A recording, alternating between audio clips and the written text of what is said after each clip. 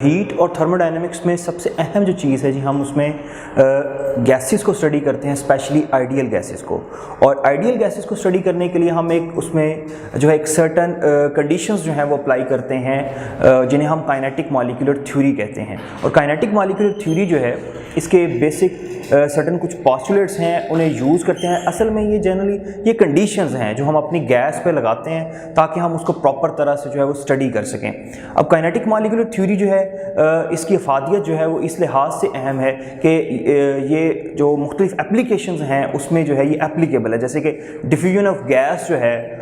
उसमें ये kinetic molecular theory जो है ये एग्जैक्टली वैसे ही फुलफ़िल करती है जैसे कि जो है इसके पास्टुलेट बताते हैं। इसी तरह से जो ब्रोनियन मोशन है उसमें भी जो है काइनेटिक मॉलिक्यूलर थ्योरी जो है उसको हम फुली अप्लाई कर सकते हैं। अब डिफ्यूजन ऑफ गैस से क्या मुराद है कि हाई कंसनट्रेशन से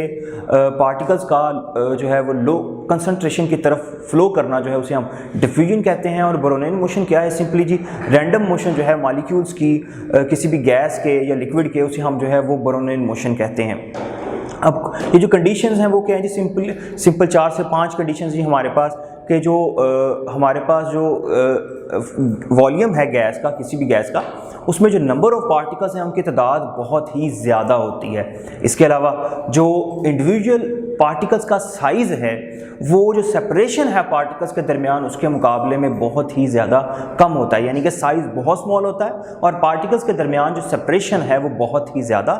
होती है। इसके अलावा जो गैस मॉलिक्यूल्स हैं वो हर वक्त जो है वो मूव कर रहे हैं और इनकी जो मोशन है वो रैंडम मोशन है और ये रैंडमली मूव करते हुए आपस में टकराते भी हैं और जो है जिस भी कंटेनर में इन्हें रखा जाए उनकी उसकी वॉल्स के साथ भी टकराते हैं। और इनकी जो मोशन है ये रैंडम मोशन है और इनके जो कोलिजन्स हैं इन्हें हम सपोज करते हैं कि ये परफेक्टली इलास्टिक हैं। इसके अलावा जो लास्ट कंडीशन है वो सिंपली ये है कि किसी भी किस्म की कोई मॉलिक्यूलर इंटरेक्शन जो है वो हमारी जो गैस है उनके जो मॉलिक्यूल्स हैं उनके दरमियान नहीं होती। अब किसी भी किस्म की इंटरेक्शन ना होने का मतलब ये है कि हम सपोज ये करते हैं कि हमारी जो गैस है उसकी पोटेंशियल एनर्जी जो है वो ज़ीरो है।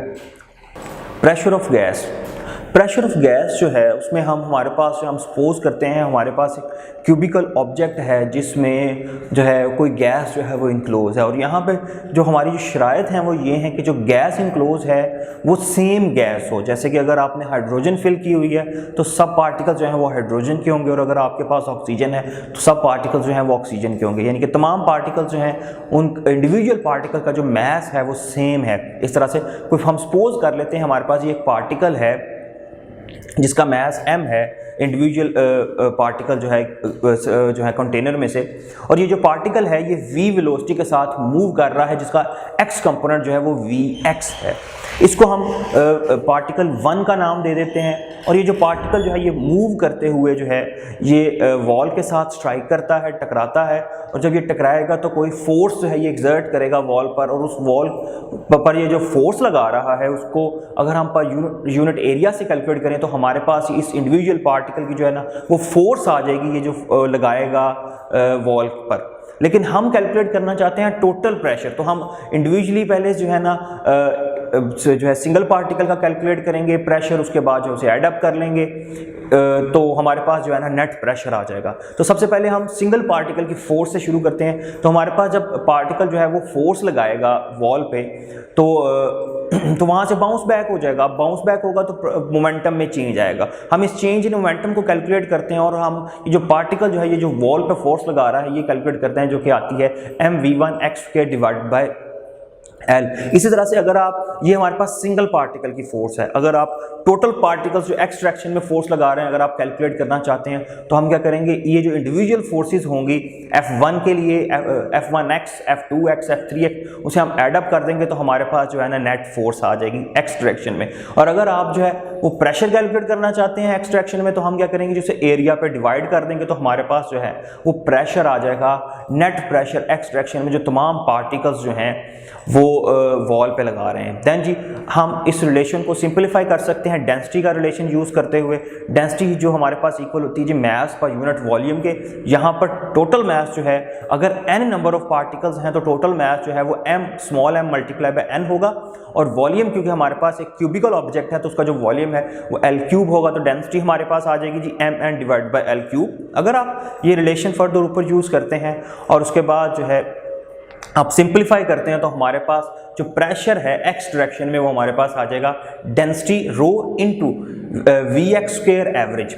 अब इंडिविजुअल पार्टिकल्स की जो वेलोसिटीज़ है अगर आप उसको n पे डिवाइड कर देंगे, इंडिविजुअल पार्टिकल की वेलोसिटी का स्क्वायर लेकर हम उसे ऐड अप कर रहे हैं, उसके बाद उसका टोटल नंबर ऑफ पार्टिकल्स पे डिवाइड कर देंगे तो हमारे पास एक्स डायरेक्शन में स्क्वायर्स की एवरेज आ जाएगी। अब इसमें जो अहम चीज़ है वो ये है कि ये जो एवरेज है ये स्क्वायर्स की एवरेज है, एवरेज का स्क्वायर नहीं है। देन हम इसके ऊपर अप्लाई करते हैं जी अगर पार्टिकल्स हमारे रैंडमली मूव कर रहे हैं तो ये जो स्क्वायर्स की एवरेज है ये हर डायरेक्शन में इक्वल होगी, एक्स डायरेक्शन में भी वही होगी, वाई डायरेक्शन में भी वही होगी, और जी डायरेक्शन में भी जो है ये जो स्क्वायर्स की एवरेज है ये सेम रहेगी। इस कंडीशन को अगर आप अप्लाई करें और जो है आप इसको जो है फर्दर सिंपलीफाई कर सकते हैं, हमारे पास जो है एक्स डायरेक्शन में जो प्रेशर है वो इक्वल आ जाएगा ρ/3 V² एवरेज। अब अगर आप पास्कल लॉ अप्लाई करें इस पर तो पास्कल लॉ ये कहता है जी प्रेशर जो है हर डायरेक्शन में इक्वल जो है वो एक्ट करता है, यानी कि एक्स डायरेक्शन में जितना होगा उतना ही वाई में होगा, उतना ही जी में होगा। तो इन जनरल जो प्रेशर है वो हर डायरेक्शन में उसकी वैल्यू जो है वो सेम यही रहेगी, यानी कि प्रेशर जो है गैस का किसी भी डायरेक्शन में जो है वो ρ/3 V² एवरेज से हम कैलकुलेट कर सकते हैं। अगर आप इसे मजीद जो है काइनेटिक एनर्जी की टर्मिनोलॉजी में लिखना चाहते हैं तो हम जो है रो की वैल्यू डेंसिटी यूज़ कर लेंगे जो हमने लास्ट टाइम यूज़ की थी, उसमें हमारा जो L क्यूब है वो वॉल्यूम है, और उसके बाद हम 2 को मल्टीप्लाई कर देते हैं, 2 को डिवाइड कर देते हैं तो हमारे पास एक काइनेटिक एनर्जी की टर्मिनोलॉजी में हमारे पास जो है प्रेशर जो है वो लिखा जा सकता है P = 2n divided by 3V average translational kinetic energy. अब हम देखते हैं यहाँ से जी प्रेशर जो है हमारा वो एवरेज ट्रांसलेशनल काइनेटिक एनर्जी के डायरेक्टली प्रोपोर्शनल है। काइनेटिक एनर्जी बढ़ेगी, प्रेशर जो है गैस का वो बढ़ जाएगा। लेकिन ये जो रिलेशन है इसमें जो अहम बात है वो ये है कि इसमें हमारे पास n और v फैक्टर भी आ रहे हैं, यानी कि नंबर ऑफ पार्टिकल्स और वॉल्यूम भी है। अगर नंबर ऑफ पार्टिकल्स और वॉल्यूम कांस्टेंट रहेंगे देन हमारा प्रेशर जो है वो काइनेटिक एनर्जी के साथ डायरेक्टली रिलेटेड होगा, यानी कि प्रेशर काइनेटिक एनर्जी के साथ सर्टेन कंडीशंस में डायरेक्टली रिलेटेड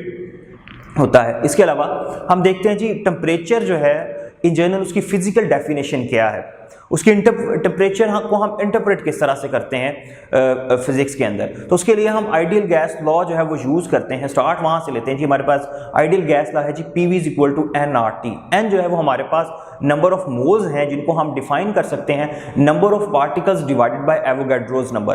तो n जो है उसे हमने number of particles divided by Avogadro's number से लिख लिया। देन हमारे पास R डिवाइडेड बाय Na जो है, यानी कि जो हमारे पास यूनिवर्सल गैस कांस्टेंट है अगर आप उसे एवोगैड्रोस नंबर से डिवाइड कर दें तो हमारे पास एक नया कांस्टेंट आ जाएगा जिसे हम कहते हैं जी बोल्ट्जमैन कांस्टेंट। बोल्ट्जमैन कांस्टेंट की वैल्यू आपने याद रखनी है, इसके अलावा इसका यूनिट जो है वो आपने ज़हन में रखना है। इसकी वैल्यू है जी 1.38 10⁻⁻³ जूल पर केल्विन। इसके अलावा नेक्स्ट अभी हमने जो प्रेशर ऑफ गैस के लिए रिलेशन यूज़ किया वो था जी हमारे पास PV = 2n डिवाइड बाय 3 और हमारे पास है जी ½ mv² जो कि काइनेटिक एनर्जी को कोरिस्पॉन्ड करता है। तो अगर आप कंपेयर करें आइडियल गैस का जो रिजल्ट आया है और जो प्रेशर ऑफ गैस है तो हमारे पास टेम्परेचर जो है वो डिफाइन होगा कुछ इस तरह से 2 डिवाइड बाय 3 kB यहाँ पे बोल्ट्जमैन कांस्टेंट है into average translational kinetic energy. अब ये रिलेशन हमें बता रहा है कि टेम्परेचर जो है वो काइनेटिक एनर्जी के साथ डायरेक्टली रिलेटेड है, लेकिन अहम बात इसमें यह है कि टेम्परेचर विदाउट एनी कंडीशन जो है वो ट्रांसलेशनल काइनेटिक एनर्जी के साथ रिलेटेड है, यानी कि जब भी काइनेटिक एनर्जी बढ़ेगी टेम्परेचर पे इफेक्ट होगा, कोई कंडीशन नहीं है, हर केस के अंदर ऐसा ही होगा कि काइनेटिक एनर्जी और टेम्परेचर जो है ये एक दूसरे के साथ रिलेटेड है। तो इससे हम क्या रिजल्ट निकालते हैं जी कि हमारा जो टेम्परेचर है वो हमेशा हमें जो है वो काइनेटिक एनर्जी से मिलेगा। काइनेटिक एनर्जी कम होगी टेम्परेचर कम होगा, काइनेटिक एनर्जी पार्टिकल्स की ज़्यादा होगी टेम्परेचर जो है वो ज़्यादा होगा।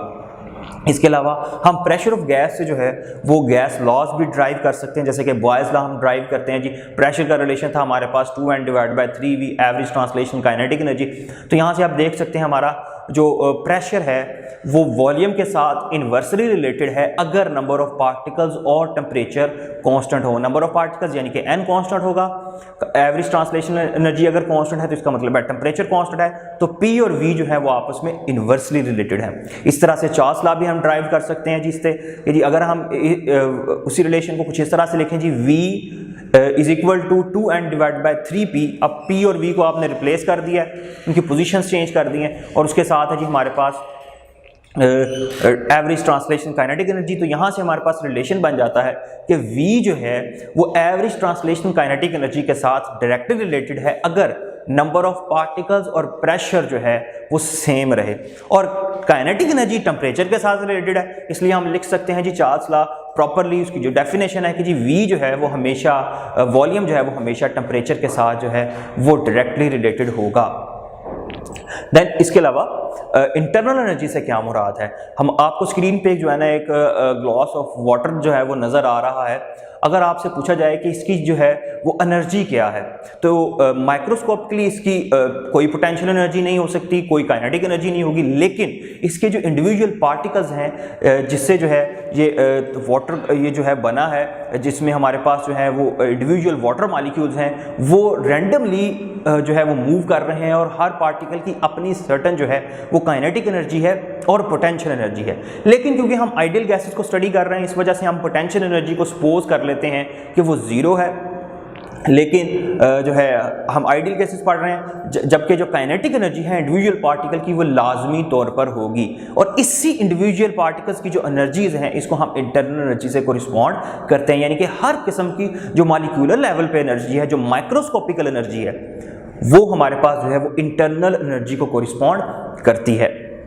इसके अलावा जैसे मैंने पहले कहा कि आइडियल गैस, हम इन जनरली आइडियल सिचुएशंस को देख रहे हैं, आइडियल गैस को देख रहे हैं, तो हमारे पास जो है वो पोटेंशियल एनर्जी उसके लिए ज़ीरो होगी, सिर्फ और सिर्फ जो है वो काइनेटिक एनर्जी रह जाएगी जो कि जो है वो इंटरनल एनर्जी को कोरिस्पॉन्ड करेगी। लेकिन अगर हमारे पास जो है वो डायटोमिक पार्टिकल है या जो है ट्राइटोमिक पार्टिकल है, तो उसमें जो है ट्रांसलेशनल काइनेटिक एनर्जी के अलावा भी कुछ डिग्रीज ऑफ फ्रीडम होती हैं, जैसे कि जो है वो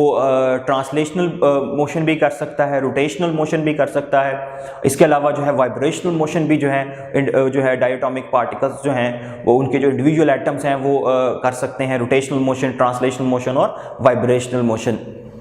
भी कर सकते हैं। इसके अलावा इंटरनल एनर्जी जो है हम मैकेनिकल एनर्जी को इंटरनल एनर्जी में कन्वर्ट कर सकते हैं, जैसे कि सिंपली फ्रिक्शन जो है वो मैकेनिकल एनर्जी को इंटरनल एनर्जी में चेंज कर देगी, क्योंकि फ्रिक्शन से हीट जनरेट होगी और हमारे पास जो है इंटरनल एनर्जी जो है वो बढ़ जाएगी। इसके अलावा इंटरनल एनर्जी जो है वो एक स्टेट फंक्शन है। स्टेट फंक्शन से क्या मुराद होता है जी, ऐसे फंक्शंस जिनकी जो वैल्यूज़ हैं वो पर्टिकुलर स्टेट के ऊपर डिपेंड करें, इस चीज़ पे डिपेंड ना करें कि वो स्टेट किस तरह से अचीव की गई है। जैसे कि जी आपके पास एक पीवी डायग्राम में आप देख सकते हैं, पोजीशन 1 है और पोजीशन 2 है। गैस जो है वो पाथ ए को फॉलो करते हुए 1 से 2 तक जाती है, गैस जो है वो पाथ बी को फॉलो करते हुए 1 से 2 तक जाती है। लेकिन जो है वो अगर आप इंटरनल एनर्जी कैलकुलेट करें 1 और 2 पे, तो पाथ कोई भी हो, इंटरनल एनर्जी जो है वो सिर्फ और सिर्फ पाथ पे डिपेंड करे, सिर्फ और सिर्फ इनिशियल और फाइनल स्टेट पे डिपेंड करेगी, स्टेट पे डिपेंड करेगी, लेकिन जो है पाथ जो फॉलो किया गया है उस पर ये डिपेंड नहीं करती, रास्ते में क्या हुआ इस पर ये जो है स्टेट फंक्शन जो है ये डिपेंड नहीं करते। इसीलिए हमारी इंटरनल एनर्जी जो है ये एक स्टेट फंक्शन है। इसी तरह से पोटेंशियल एनर्जी भी स्टेट फंक्शन है, क्योंकि वो भी जो है स्टेट पे डिपेंड करती है, इंडिविजुअल किस पार्टिकल को आपने कहाँ पे रखा है उसके अकॉर्डिंगली ही हम पोटेंशियल एनर्जी कैलकुलेट कर सकते हैं। नेक्स्ट हम हीट और वर्क में जो रिलेशनशिप है उसे देख लेते हैं। अब हीट और वर्क जो है वो कोरिस्पॉन्ड करते हैं ट्रांसफर ऑफ एनर्जी को, कि जब भी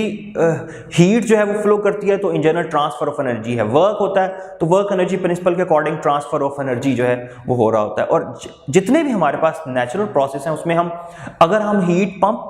इन करते हैं, यानी कि अगर आप हीट किसी चीज़ को देते हैं तो लाजमी तौर पर हम उससे जो है वो काम जो है वो हासिल कर सकते हैं। अब हमारे पास कुछ जो है ना टर्मिनोलॉजीज हैं जिसे आपने कुछ हम सिंपल यूज़ करते हैं टर्मिनोलॉजी, जिसको इस्तेमाल करते हुए जो है हम वर्क और हीट को स्टडी कर सकते हैं। जैसे कि जी हम आपको नज़र आ रहा है, अगर आप सिस्टम को हीट प्रोवाइड करते हैं तो हम Q को पॉजिटिव लेंगे, ग्रेटर देन 0 का मतलब है जी आप Q को पॉजिटिव लेंगे, और अगर सिस्टम से हीट निकल रही है जो है तो हम Q जो है उसे हम नेगेटिव लेंगे,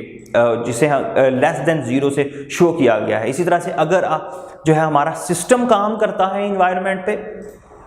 सिस्टम काम कर रहा है तो हमारा जो वर्क डन है वो पॉजिटिव होगा, और अगर सिस्टम पर काम हो रहा है तो वर्क डन जो है वो नेगेटिव होता है। वर्क डन को हम डिफाइन करते हैं W =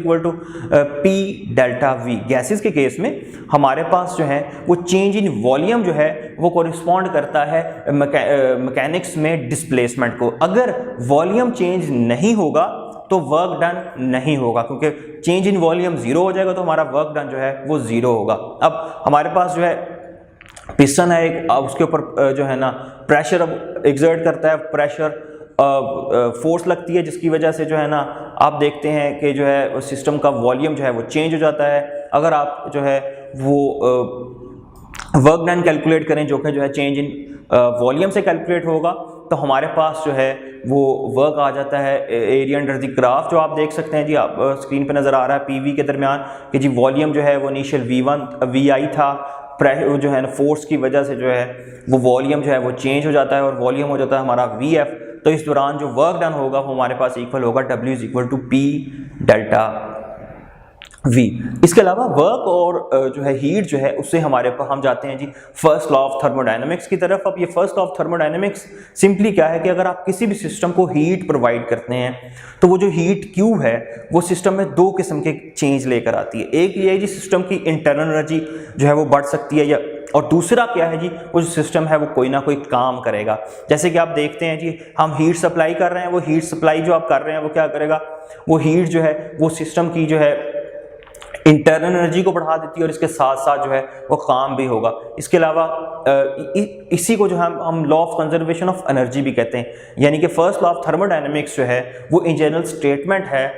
law of conservation of energy की, कि आप जितनी एनर्जी जो है वो दे रहे हैं वो एनर्जी जो है वो किसी ना किसी तरह से सिस्टम जो है उसे यूटिलाइज करेगा, और वो जो यूटिलाइजेशन है वो कुछ इस तरह से है, सिस्टम की इंटरनल एनर्जी बढ़ जाती है, चेंज हो जाती है। इसके अलावा जो है सिस्टम जो है कोई उस एनर्जी से काम भी कर सकता है। इसमें हमारे पास कुछ एग्जांपल है जी कि जी बाइसिकल का जो पंप है वो किस तरह से फर्स्ट लॉ ऑफ थर्मोडायनेमिक्स को ओबे करता है, कि जब आप जो है उस पंप का जो पिस्टन है आप उसे मूव करते हैं डाउनवर्ड डायरेक्शन में, तो असल में जो गैस है उस पंप में आप उसके मॉलिक्यूल्स को पर वर्क कर रहे हैं, और ये जो वर्क है ये नेगेटिव होगा क्योंकि उसकी जो एनर्जी जो वॉल्यूम है वो कम हो जाएगा उस पिस्टन में।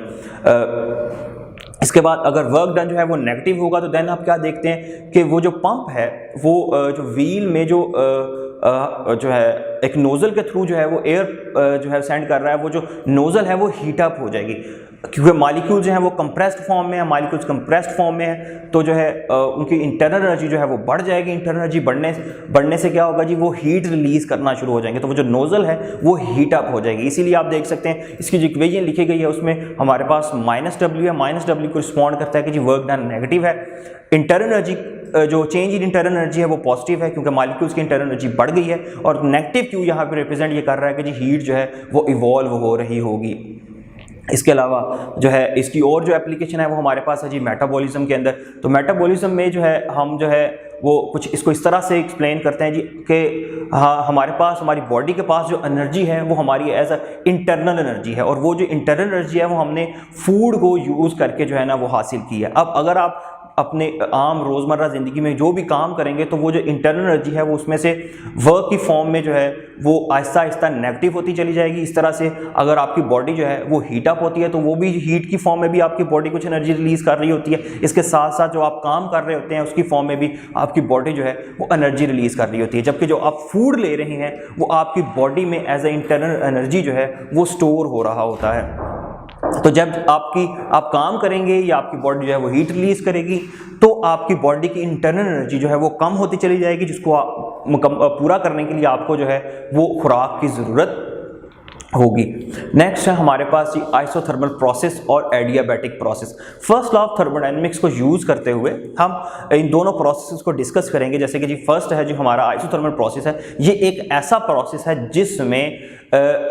टेम्परेचर जो है वो हमेशा कांस्टेंट रहता है। टेम्परेचर के कांस्टेंट रहने का मतलब ये है कि जी इंटरनल एनर्जी जो है उसमें कोई चेंज नहीं आएगा, यानी कि जो फर्स्ट लॉ ऑफ थर्मोडायनेमिक्स है उसमें जो डेल्टा यू का फैक्टर है वो हमेशा जीरो होगा। तो फिर जो फर्स्ट लॉ ऑफ थर्मोडायनेमिक्स है आइसोथर्मल प्रोसेस के लिए वो सिंपली हमारे पास रह जाएगा जी Q is equal to W. अब ये जो Q is equal to W है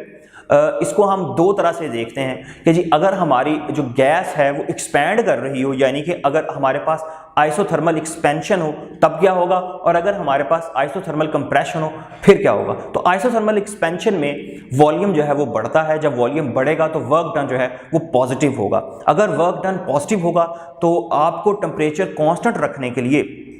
गैस एक्सपैंड कर रही है, एक्सपेंशन का मतलब है कि कूलिंग होगी, गैस ठंडी होगी, लेकिन अगर आप ये चाहते हैं कि टेम्परेचर कांस्टेंट रहे तो आपको हीट प्रोवाइड करनी पड़ेगी, हीट ऐड करनी पड़ेगी ताकि वो जो वर्क हो रहा है एक्सपेंशन में उसको बैलेंस किया जा सके। तो इस केस के अंदर अगर वर्क डन होगा वो पॉजिटिव होगा तो आपको पॉजिटिव हीट देनी पड़ेगी ताकि जो है टेम्परेचर को कांस्टेंट रखा जा सके। इसीलिए एक्सपेंशन के लिए आइसोथर्मल एक्सपेंशन में हमारे पास plus Q is equal to plus W जो है वो इक्वेशन होती है। इसके अलावा अगर आप आइसोथर्मल कंप्रेशन की बात करें तो उसमें हमारे पास जो है गैस जो है वो कंप्रेस होगी। जब गैस कंप्रेस होगी तो उसके मॉलिक्यूल्स जो हैं वो आपस में ज़्यादा इंटरेक्ट करेंगे, ज़्यादा इंटरेक्शन से क्या होगा जी टेम्परेचर बढ़ेगा। और अगर आप ये चाहते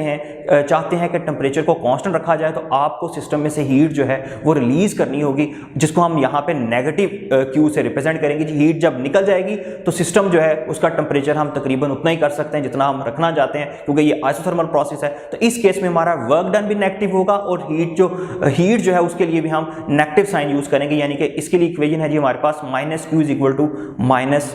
W।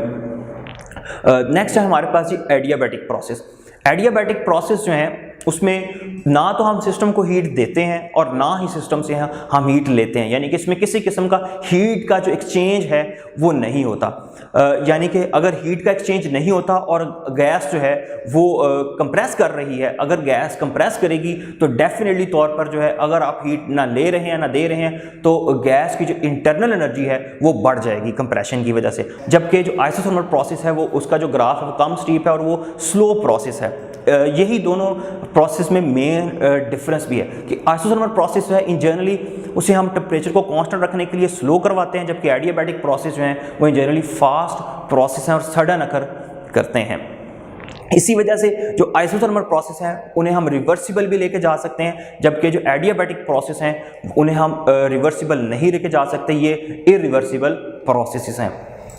अब देख लेते हैं जी मोलर स्पेसिफिक हीट से क्या मुराद है। मोलर स्पेसिफिक हीट सिंपली हम उसको डिफाइन करते हैं C is equal to 1/n Q delta T। अब इसको हम फिजिकली किस तरह से डिफाइन करेंगे कि जी आप किसी जो है अमाउंट ऑफ एनर्जी जो आप किसी भी सिस्टम को देते हैं जिसका जो हमारे पास जो है जिसके नंबर ऑफ मोल्स n है और उसका टेम्परेचर जो है वो 1 डिग्री चेंज हो जाता है, यानी कि आप सिस्टम को हीट दें कितने सिस्टम को देनी है जिसकी मिकदार कितनी है हमारे पास n नंबर ऑफ मोल्स है और उससे होता क्या है जी टेम्परेचर में 1 डिग्री का चेंज आ जाए, तो ऐसी हीट जो आप सप्लाई कर रहे हैं उसको हम मोलर स्पेसिफिक हीट कहेंगे उस गैस के लिए। अब लिक्विड्स और सॉलिड्स के लिए जो है वो प्रेशर और वॉल्यूम के चेंज से स्पेसिफिक हीट पे कोई खास फर्क नहीं पड़ता, इसलिए लिक्विड्स और सॉलिड्स के लिए जो है हमारे पास जो मोलर स्पेसिफिक हीट है वो एक सिंगल वैल्यू जो है ना वो हमारे पास आती है, जबकि गैसेस के लिए प्रेशर और वॉल्यूम के चेंज करने से स्पेसिफिक हीट की वैल्यू जो है वो वेरी कर जाती है। इसीलिए हम गैसेस में दो किस्म की स्पेसिफिक हीट्स को पढ़ते हैं, एक है हमारे पास at constant volume specific heat at constant volume और दूसरी है जी हमारे पास molar specific heat at constant pressure. Constant volume के केस में अगर आप first law of thermodynamics apply करें तो हमारे पास आएगा QV is equal to CV and delta T into delta is equal to delta U, यानी कि जो आप हीट सप्लाई करेंगे वो जो आप एनर्जी देंगे वो सिर्फ और सिर्फ इंटरनल एनर्जी में चेंज लेकर आएगी कांस्टेंट वॉल्यूम के केस में, क्योंकि कांस्टेंट वॉल्यूम में हमारे पास वर्क डन 0 होता है, जबकि जो कांस्टेंट प्रेशर है उसमें हमारे पास वो जो दी गई एनर्जी है वो सिर्फ इंटरनल एनर्जी में चेंज नहीं लाएगी बल्कि उसके साथ साथ जो है आपको काम भी होगा, आपको वर्क डन भी जो है वो नजर आ रहा है। देन अगर आप इन्हीं रिलेशन से देख सकते हैं लाजमी तौर पर जो हमारे पास CV है वो कम होगी और CP जो है वो ज़्यादा होगी और इन दोनों के दरमियान रिलेशन जो है वो हम in terms of universal gas constant लिख सकते हैं, जिसको हम डिफाइन करते हैं CP minus CV is equal to R, यानी कि ये रिलेशन भी हमें यही बता रहा है कि Cp की वैल्यू हमेशा ज़्यादा होगी और Cv की वैल्यू हमेशा कम होगी। और उसकी वजह क्या है वो आप स्क्रीन पे देख सकते हैं कि जी जो कांस्टेंट प्रेशर का केस है उसमें जो है वो इंटरनल एनर्जी में चेंज के साथ साथ कोई वर्क डन भी जो है वो हो रहा है, क्योंकि वॉल्यूम जो है वो चेंज हो रहा है, इसलिए Cp हमेशा ज़्यादा होगी, Cv हमेशा कम होगी। नेक्स्ट है हमारे पास हीट इंजन और सेकंड लॉ ऑफ थर्मोडायनामिक्स जो है वो किस तरह से आता है। तो हीट इंजन सिंपली क्या है जी, उसमें हम थर्मल एनर्जी को जो है वो मैकेनिकल एनर्जी में कन्वर्ट करते हैं, जिसे हम हीट इंजन कहते हैं। अब जैसे कि आपको स्क्रीन पे नज़र आ रहा है, इसमें हमारे पास जो है वो एक हॉट रेजरवायर होगी, एक कूल्ड रेजरवायर होगी, और हॉट रेजरवायर से जो है वो हीट जो है वो फ्लो करेगी नेचुरली और किस तरफ को जाना चाहेगी जी, कूल्ड रेजरवायर की तरफ। और जब वो हीट जो है वो किसी वर्किंग सब्सटेंस के थ्रू जो है वो हॉट रेजरवायर से कोल्ड रेजरवायर की तरफ जा रही है, तो हम दरमियान में उस हीट को यूटिलाइज़ कर सकते हैं किसी यूज़फुल वर्क के लिए, जो कि W की फॉर्म में हमारे पास आ रहा है। यहाँ पर जो हमारी आउटपुट है वो W है, और जो इनपुट है जो कि हॉट रेजरवायर से आ रही है वो जी हमारे पास Q1 है। तो जो हमें मिल रहा है W वो किसके इक्वल होगा, वो इक्वल होगा जी Q1 माइनस Q2 के, यानी कि लाजमी तौर पर कुछ ना कुछ हीट ऐसी ज़रूर है जो हमारी कोल्ड रेजरवायर की तरफ चली जाती है, यानी कि लॉस हो जाती है, जो हमारे किसी काम नहीं आती। हमें सिर्फ़ और सिर्फ जो वर्क मिलता है वो डिफरेंस है Q1 और Q2 का। इसी से हम सेकंड लॉ ऑफ थर्मोडायनेमिक्स को भी डिफाइन कर सकते हैं, जो कि हमें ये बताता है कि हीट इन जनरल फ्लो किस तरह से करती है। अगर फर्स्ट लॉ ऑफ थर्मोडायनेमिक्स हमें ये बताता है कि हीट क्या क्या काम कर सकती है, तो सेकंड लॉ ऑफ थर्मोडायनेमिक्स बताता है कि ये वो काम किस तरह से परफॉर्म करती है। तो उसमें हमारे पास जो है वो हीट जो है वो हॉट रेजरवायर से चलती है और जो है वो कोल्ड रेजरवायर की तरफ जाएगी, और हम जो है W काम जो है वो इंजन से ले लेते हैं। लेकिन सेकंड लॉ ऑफ थर्मोडायनेमिक्स जो है वो हमें ये कहता है कि वो बल्कि प्रॉपर एक कंडीशन इम्पोज करता है इंजन पे, और वो ये है कि हम कोई ऐसा हीट इंजन नहीं बना सकते जिसमें Q2 जो है वो ज़ीरो हो, यानी कि आपके पास सिर्फ और सिर्फ हॉट रेजरवायर है, कूल्ड रेजरवायर की आपको ज़रूरत ही नहीं है। अगर आप ऐसा कहते हैं तो ये बात बिल्कुल गलत है, क्योंकि हम कोई ऐसा हीट इंजन नहीं बना सकते जिसमें सिर्फ और सिर्फ एक रेजरवायर हो और दूसरी रेजरवायर ना हो। हमें किसी भी इंजन को बनाने के लिए दोनों रेजरवायर का होना ज़रूरी है हमारे लिए। तो इसका मतलब है ये जी कि आप Q1 चलता है हॉट रेजरवायर से, और अगर आप कहते हैं जी आपने सारे का सारा वो जो Q1 है उसको अगर आपने वर्क में चेंज कर लिया है, तो ये जो है ये पॉसिबल नहीं है according to second law of thermodynamics. Second law of thermodynamics जो है उसके अकॉर्डिंग हम कोई ऐसा हीट इंजन नहीं बना सकते जो हीट रिलीज़ ना कर रहा हो, जिसके लिए Q2 जो है वो ज़ीरो हो। अब फर्दर रिलेशनशिप देख लेते हैं जी हमारे पास हीट इंजन और रेफ्रिजरेटर के दरमियान। तो बेसिक सा जो है वो डिफरेंस है कि इंजन में हीट जो है वो फ्लो करती है हॉट रेजरवायर से और वो चलती है कूल्ड रेजरवायर की तरफ, और उसमें जो है ना मिड में हम किसी प्रोसेस के थ्रू जो है वर्क डन जो है वो हासिल कर लेते हैं। तो इसमें वर्क डन जो है वो हमारी आउटपुट है। लेकिन रेफ्रिजरेटर या हीट पंप जो है वो बिल्कुल इसके ऑपोजिट काम करता है कि उसमें हम वर्क करते हैं, काम करते हैं ताकि हीट को जो है वो लो टेम्परेचर रेजरवायर से यानी कि कूल्ड रेजरवायर से उठाया जाए और कहाँ रिलीज़ किया जाए हाई टेम्परेचर रेजरवायर की में। यानी कि ये जो दोनों प्रोसेस हैं इंजन और हीट पंप को हम रेफ्रिजरेटर भी कहते हैं, ये दोनों जो हैं ये ऑपोजिट किस्म के प्रोसेस हैं। इंजन में जो है हीट नेचुरली खुद फ्लो करती है और हम दरमियान में वर्क लेते हैं, लेकिन रेफ्रिजरेटर में क्योंकि आपने हीट को लो टेम्परेचर से हाई टेम्परेचर तक ले जाना होता है, इसलिए आपको काम भी करना पड़ता है। आप काम करते हैं और वो जो आप उस वर्क से हीट को जो है वो लो टेम्परेचर रेजरवायर से हाई टेम्परेचर रेजरवायर तक जो है वो लेकर जाएंगे। अब जो सबसे बेसिक इंजन जो है जिसको हम स्टडी करते हैं, जिससे हम बाकी तमाम इंजन जो है उन्हें डेवलप करते हैं, वो जी हमारे पास है जी कार्नोट इंजन। कार्नोट इंजन जो है वो एक उसमें वो एक साइकिल के प्रोसेस में चलता है। हमारे पास सिस्टम जो है वो ए पोजीशन पे है, उस वक्त उसका जो प्रेशर है वो उस ए के लिहाज से है और वॉल्यूम जो है वो भी इस ए पोजीशन के लिहाज से है। और उसके बाद जो है वो ए से बी की तरफ जाता है, बी से सी की तरफ जाता है, सी से डी और डी से फाइनली ए पे। ये एक साइक्लिक प्रोसेस है, इस लिहाज से हमारे पास जो है वो इंटरनल एनर्जी जो है एक साइक्लिक प्रोसेस में ज़ीरो होती है, इसलिए हमारे पास जो है इंटरनल एनर्जी जो है वो कार्नोट साइकिल में जो है वो हमारे पास चेंज इन इंटरनल एनर्जी जो है वो ज़ीरो होगा। अगर आप इसको सिस्टमेटिकली देखें ए से बी तक, तो हमारे पास आइसोथर्मल एक्सपेंशन है, और आइसोथर्मल एक्सपेंशन जब है, गैस एक्सपैंड कर रही है और आप उसका टेम्परेचर कांस्टेंट रखना चाहते हैं, तो आप जो है इस फर्स्ट प्रोसेस में हीट सप्लाई करेंगे ताकि टेम्परेचर जो है वो कांस्टेंट रह सके। तो यहाँ तक कि हमारी एक्सपेंशन होते होते पॉइंट जो है ना पोजीशन बी आ जाती है। अब गैस जो है वो बी पॉइंट पर है और आप जो है हीट देना जो है वो बंद कर देते हैं, देन फर्दर जो है वो एक्सपेंशन हो रही है और हमारा सिस्टम जो है वो बी से सी तक चला जाता है, लेकिन बी से सी तक आपने कोई हीट प्रोवाइड नहीं की। ये जो प्रोसेस है ये एडियाबैटिक प्रोसेस है और ये एक सडन प्रोसेस है। इस दौरान आपने कोई हीट सप्लाई नहीं की तो टेम्परेचर जो है वो डेफिनेटली चेंज हो जाएगा। टेम्परेचर जो है वो हमारा अगर इनिशियली जो है वो हमारा टेम्परेचर जो है वो T1 था, तो यहाँ पर हमारा जो टेम्परेचर है वो एक्सपेंशन कूलिंग होगी, ठंडी हो जाएगी गैस, तो टेम्परेचर जो है वो हमारा T2 हो जाएगा। नेक्स्ट हमारे पास क्या होगा जी, C से अगेन हम गैस को जो है वो कंप्रेस करना शुरू कर देंगे, यहाँ तक कि हमारे पास जो है वो D आ जाता है, और C से D तक हमारी जो कंप्रेशन है ये आइसोथर्मल कंप्रेशन है। अब कंप्रेशन हो रही है, गैस जो है वो हीट अप होगी, लेकिन अगर आप टेम्परेचर कांस्टेंट रखना चाहते हैं तो अब आपको हीट जो है वो सिस्टम से निकालनी होगी, और Q2 वो हीट है जो कि हम सिस्टम से निकालते हैं ताकि टेम्परेचर को T2 पे कांस्टेंट रखा जा सके। देन पॉइंट डी पर जाकर जो है हम हीट जो है वो निकालना बंद कर देते हैं। तो जी अब जो एक्सपेंशन हो रही है जो कंप्रेशन हो रही है वो हमारे पास एडियाबैटिक कंप्रेशन है। इस दौरान जो है आप कोई हीट दे भी नहीं रहे और ले भी नहीं रहे, जबकि टेम्परेचर जो है वो कंप्रेशन की वजह से जो है वो बढ़ता बढ़ता अगेन T1 हो जाता है जी। जहाँ से चले थे जिस टेम्परेचर से अगेन हमारे पास फाइनली वही टेम्परेचर जो है वो आ गया है। तो हमारे पास जो पहले जो टेम्परेचर जो था वो T1 था, लेकिन during second process adiabatic expansion हमारे पास टेम्परेचर T2 हो गया। देन फाइनली हम टेम्परेचर तक जो है ना वो वापस आ जाते हैं। अगर आप जो है टोटल वर्क डन जो सारे प्रोसेस में अगर आप उसे कैलकुलेट करना चाहते हैं तो वो हमारे पास इक्वल होगा Q1 minus Q2 is equal to W, यानी कि जो आपने इनिशियली हीट दी थी और जितनी हीट आपको वापस मिली है उसका जो डिफरेंस है वो हमारे पास यहाँ पे वर्क के इक्वल होगा। और वो जो वर्क डन है वो इन जनरल हम कार्नोट साइकिल का जो ग्राफ है, जो इनर रीजन का जो ग्राफ आ रहा है उसका जो एरिया है उससे हम वो वर्क डन जो है वो कैलकुलेट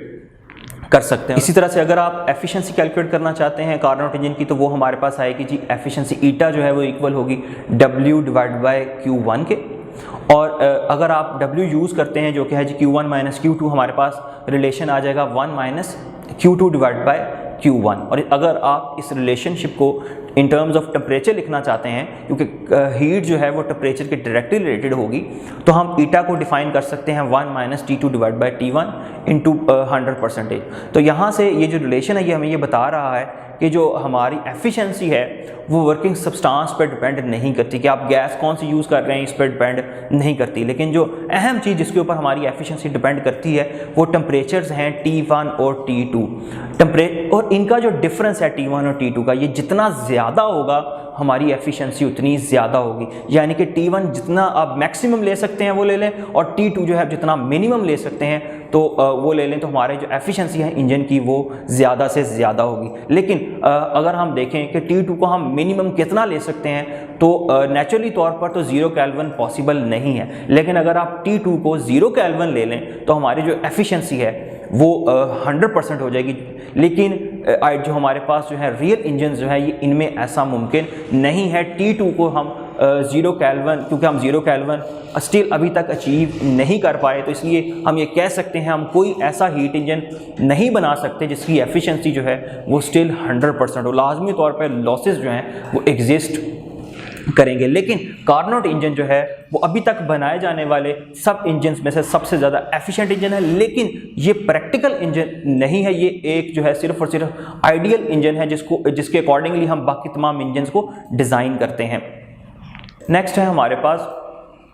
सिंपल सी कुछ डेफिनेशंस हैं और टर्मिनोलॉजीज़ हैं, जिसमें से एक है जी हमारे पास ट्रिपल पॉइंट ऑफ वाटर से क्या मुराद है? तो जी ट्रिपल पॉइंट ऑफ वाटर जो है वो 0 सेंटीग्रेड और 273.16 केल्विन पर जो है अपनी तीनों हालतों में इक्विलिब्रियम में एग्जिस्ट करता है। जैसे कि आप देख सकते हैं इसके वेपर्स भी होंगे, ये आइस की फॉर्म में भी होगा और ये लिक्विड वाटर की फॉर्म में भी होगा एग्जैक्टली 0 डिग्री सेंटीग्रेड पे। तो इस पॉइंट को हम ट्रिपल पॉइंट ऑफ वाटर कहते हैं। नेक्स्ट हमारे पास डीजल इंजन है। डीजल इंजन के अंदर जो है किसी किस्म का कोई स्पार्क प्लग जो है वो यूज़ नहीं किया जाता और इसकी एफिशिएंसी जो है वो हमारे पास 35% से 40% तक है। इसमें उसी तरह से हमारे पास एयर इनटेक जो है एयर की जो है इनटेक होगी, एयर जो है वो देन फ्यूल के साथ मिक्सअप होगी, टेम्परेचर बहुत ज़्यादा होगा वो तो पावर प्रोड्यूस होगी और इस तरह से फाइनल आखिरी स्ट्रोक में जो है वो इंजन जो है वो जो हमारे पास गैसेज जो है वो एग्जॉस्ट हो जाती हैं। देन हमारे पास पेट्रोल इंजन है। पेट्रोल इंजन को हम 4 स्ट्रोक इंजन भी कहते हैं और इसकी जो एफिशिएंसी है वो हमारे पास 25% से 30% तक है। ये 4 स्ट्रोक्स में अपनी जो है वर्किंग कंप्लीट करता है। फर्स्ट हमारे पास इनटेक है जिसमें जो है वो जो है पेट्रोल जो है वो इनटेक होता है जो है पिस्टन में आ जाता है। देन हमारे पास कंप्रेशन है। कंप्रेशन के बाद जो है वो प्लग को इस्तेमाल करते हुए यहाँ पर जो है हमारे पास जो है वो कंबस्शन होती है, पावर स्ट्रोक होता है। देन फाइनली जो है लास्ट स्टेप के अंदर जो है वो हमारे पास गैसेज जो हैं वो एग्जॉस्ट हो जाती हैं। लास्ट पे जो इस वक्त सबसे अहम चीज़ जो है जो हीट एंड थर्मोडायनेमिक्स में समझनी चाहिए और उसको उस पर काम हो रहा है वो है हमारे पास ये एंट्रोपी। एंट्रोपी का जो कंसेप्ट है ये 1856 में क्लॉजेस ने इंट्रोड्यूस करवाया था सेकंड लॉ ऑफ थर्मोडायनेमिक्स को क्वांटिटिवली एक्सप्लेन करने के लिए कि जी हम किस तरह से एक्सप्लेन कर सकते हैं नेचर के इस बिहेवियर को कि हम कोई ऐसा हीट इंजन नहीं बना सकते जिसमें हीट लॉस जो है वो ना हो। अब इस चीज़ को समझने के लिए हमें एंट्रोपी को समझना जो है वो ज़रूरी है। अब एंट्रोपी जो है उसको हम मैथमेटिकली डिफाइन करते हैं चेंज इन एंट्रोपी, क्योंकि एंट्रोपी एक स्टेट फंक्शन है तो इसलिए हम हमेशा उसके चेंज को डिफाइन करेंगे। तो चेंज इन एंट्रोपी जो है वो इक्वल होता है change in heat flow divide by temperature के। और इसमें इसकी एग्जांपल के लिए हम देख लेते हैं कि हमारे पास एक सिस्टम है जिसका टेम्परेचर T1 है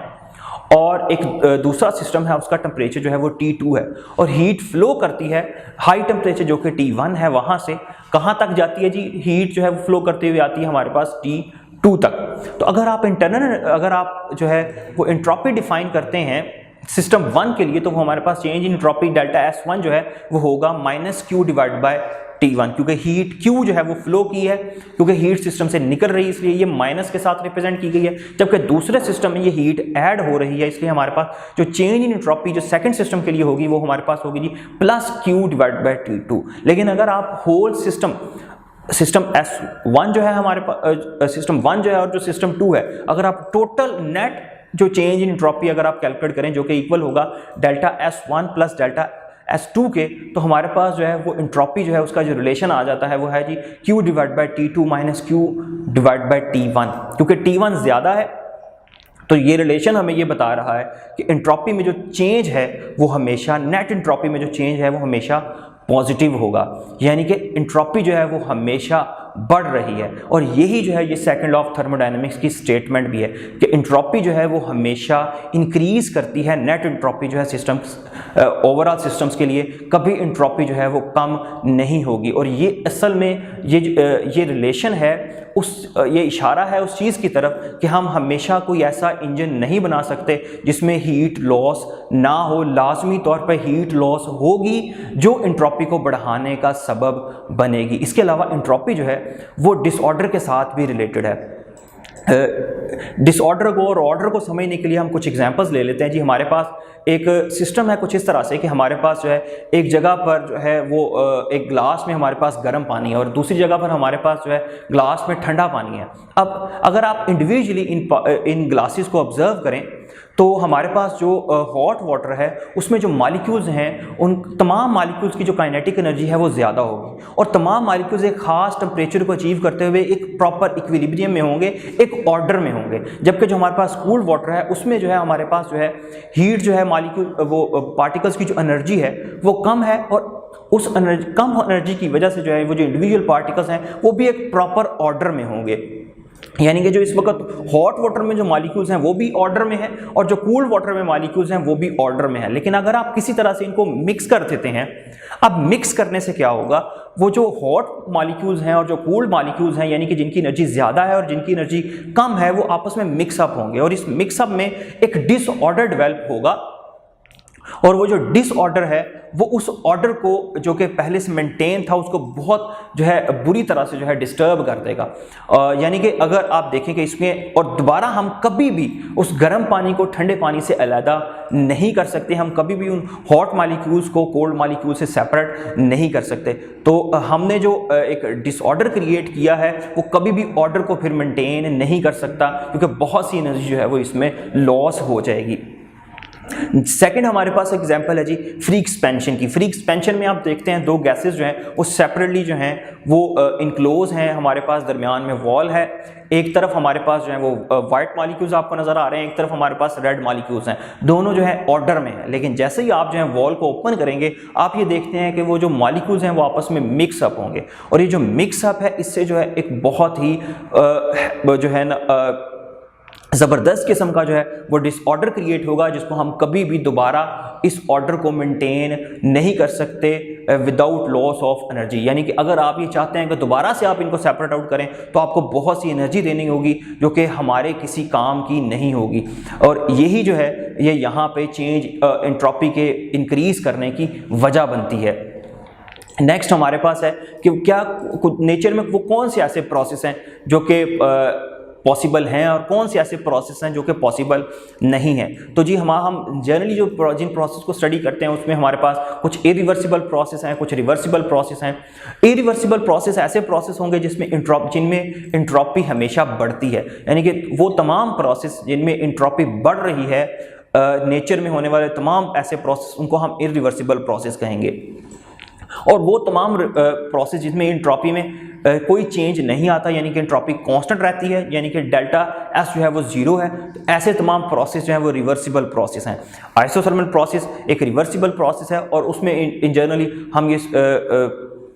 सपोज करते हैं कि जो हमारी जो एंट्रोपी है वो कांस्टेंट रही है। लेकिन कोई ऐसा प्रोसेस नेचर में एग्जिस्ट नहीं करता जिसमें नेट एंट्रोपी जो है वो हमेशा कम हो रही हो।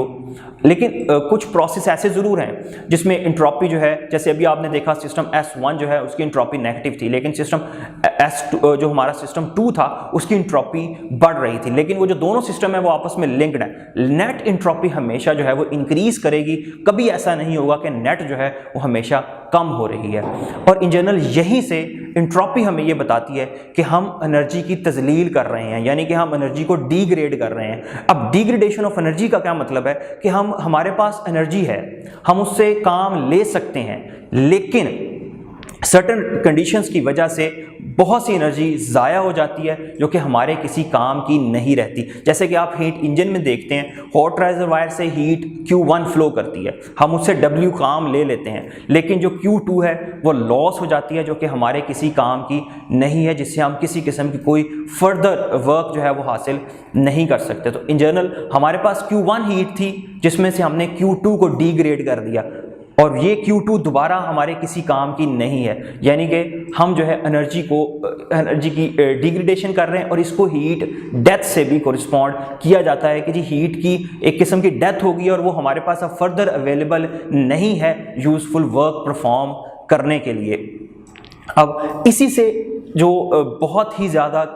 अहम किस्म के इन्वायरमेंटल क्राइसिस जो हैं वो जनरेट होते हैं, जिसमें से एक है जी ग्लोबल वार्मिंग, कि हम हीट इंजन्स यूज़ कर रहे हैं, हम रेफ्रिजरेशंस यूज़ कर रहे हैं, हमने इंडस्ट्री को बहुत हद तक जो है वो डेवलप कर लिया है। लेकिन ये जो इंडस्ट्री की डेवलपमेंट है और ये जो तमाम इंजन के यूजेस हैं और मुख्तलिफ़ किस्म के जो है ये रेफ्रिजरेशंस के यूजेस और डिफरेंट किस्म के जो प्रोसेस हैं, इससे हम अपनी यूनिवर्स की इंट्रोपी को बढ़ा रहे हैं। और जैसे जैसे ये इंट्रोपी बढ़ रही है हमारे पास इन्वायरमेंट में ऐसी हीट आ रही है जो हमारे किसी काम की नहीं, और वो जो हीट जो है वो हमारे इन्वायरमेंट के टेम्परेचर को बहुत ही ज़्यादा तेज़ी के साथ तब्दील कर रही है, जिसका हमारी ज़मीन पर जो कि बहुत ही ज़्यादा एक सॉफ्ट और फ्रजाइल सी चीज़ है वो हमारी ज़मीन को बहुत बुरी तरह से जो है वो डैमेज कर रही हैं। जिससे मुख्तलिफ़ किस्म के जो है असरात जो हैं वो आजकल जो है हम अपनी इन्वायरमेंट में देख सकते हैं, जिसमें थर्मल पोल्यूशन जो है वो सबसे अहम फैक्टर है। ग्लोबल वार्मिंग है, जिससे जो है वो हमारी जो ज़मीन है